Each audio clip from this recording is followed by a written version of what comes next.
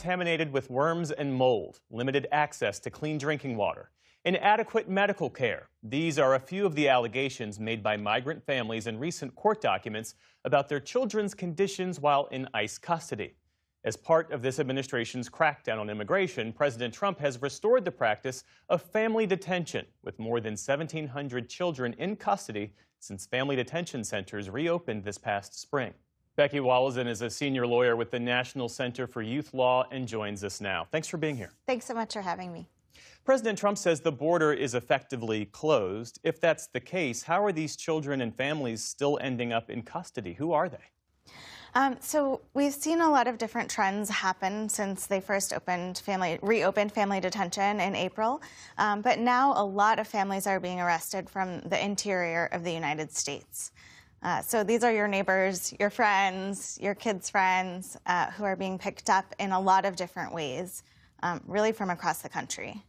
And you've been inside the South Texas Family Residential Center in Dilley, where families are being held. Your organization has sued the federal government, alleging inadequate food, medical care, education, and safety. What were the most striking examples you witnessed that illustrate those failures?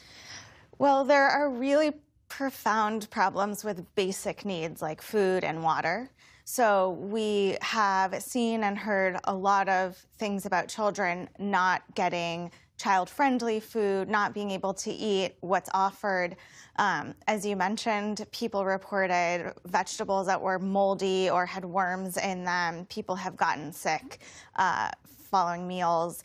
And there's really not food that's appropriate for small children. So, for example, one mother told us that in order to try and get her child to eat anything, she had to suck the sauce off each piece of pasta to try and get him to just eat some kind of plain meal that's not the Teddy Grahams and juice that's available. For our viewers who might be unfamiliar, what are the minimum legal standards required when the government detains children and families? So under the Flores Settlement Agreement, there are some basic requirements for detaining children, and those are based on the settlement when it was created in the 90s. And so children have a right to safe and sanitary conditions, and they have a right to be treated with a particular attention to their unique vulnerabilities as minors. That's the Flores Settlement Agreement. There are, of course, other requirements and constitutional requirements in terms of detaining anybody, including children. But Flores sets a very basic floor on the conditions. And how do the current conditions compare with previous administrations? Is this a long-standing problem, or is this specific to the Trump administration? Family detention was not being used for many years before it began again in April. And so in previous iterations, there were very similar conditions issues. And one of the biggest problems is that in 1997, the standards were what the consensus was around child welfare at that time. And now we understand and know so much more. And we know that the detention of children of any kind is really harmful. And so what we see is that as kids are in these prolonged restrictive settings, they really begin to deteriorate. They have regressions in behavior.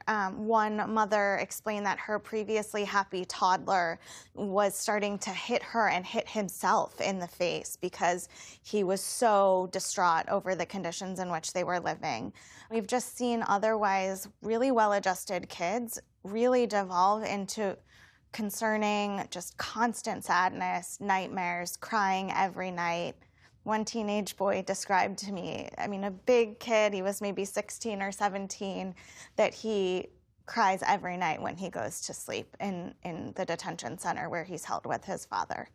I would say one other deeply, deeply concerning thing that we've seen in this iteration is really concerning medical conditions. So children are not getting the care the medical care they need. A lot of people are coming in with dangerous chronic medical issues that are not treated or are incorrectly treated.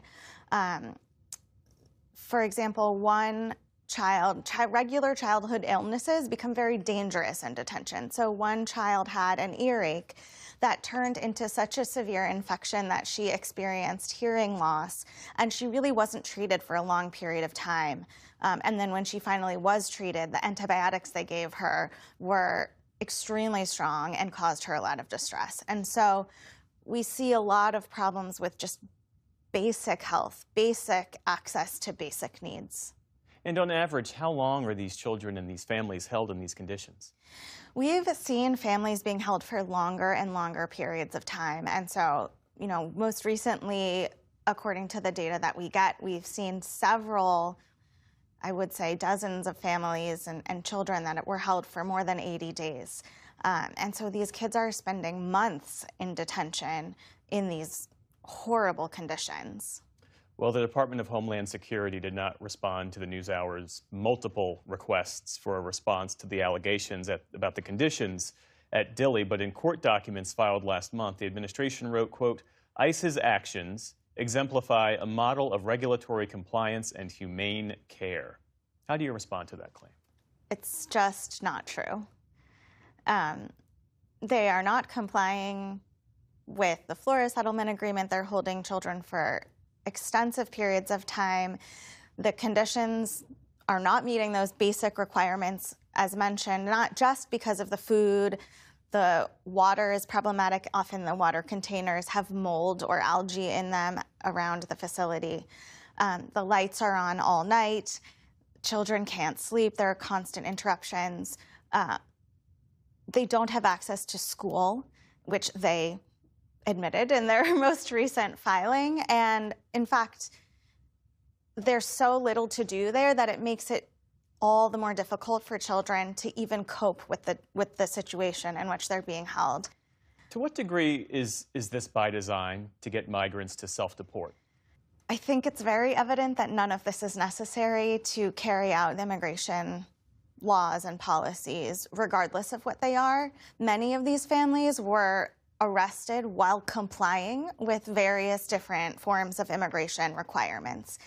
And I think that makes it very clear that the goal is cruelty, and the goal is to make people who came to the United States often seeking safety and security to flee the United States for the countries where they felt so endangered that they had to leave.